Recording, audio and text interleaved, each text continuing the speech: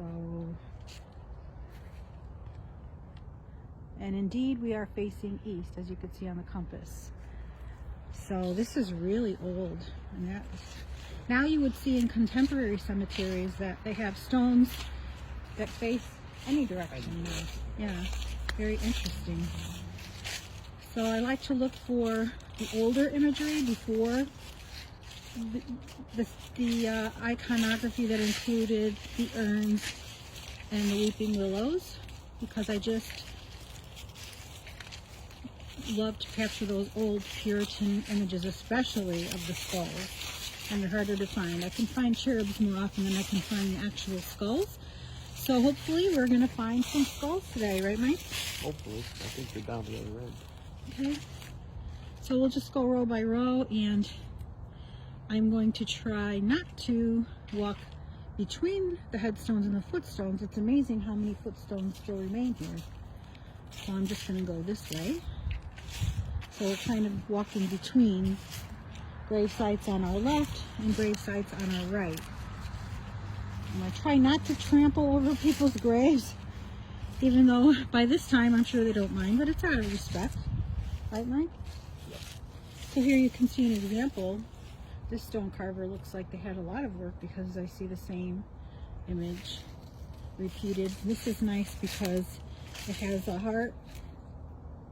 So actually this is the back of the stone, okay, and the head of the casket is going to be on the other side, and that's where the footstones are, okay, and that's how they would bury. And actually they buried people back then.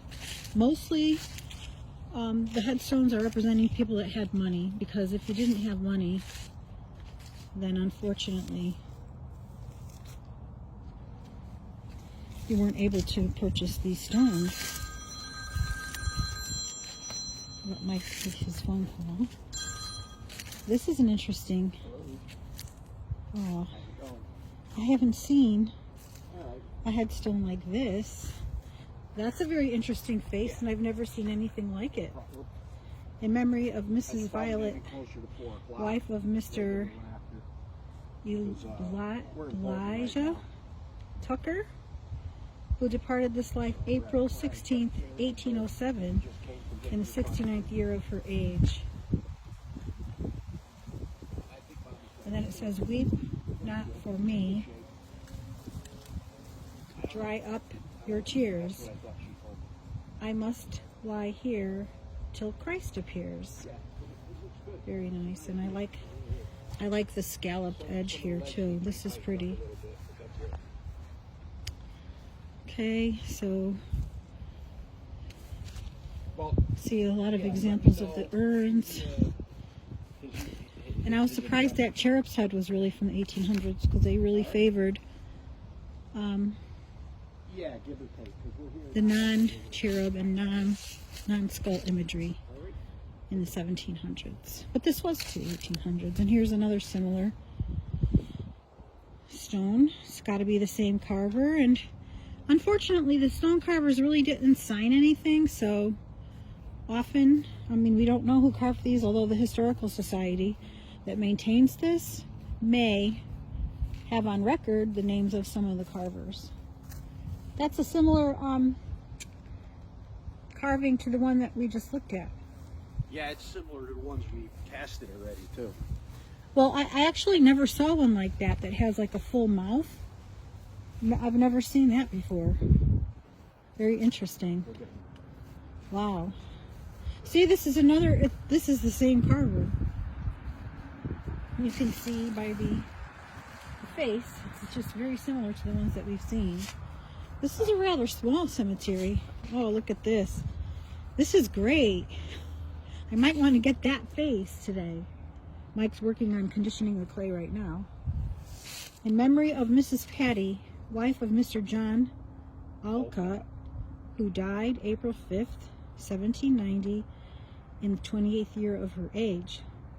Though greedy worms devour my skin and gnaw my wasting flesh, when God shall build my bones again, he clothes me all afresh.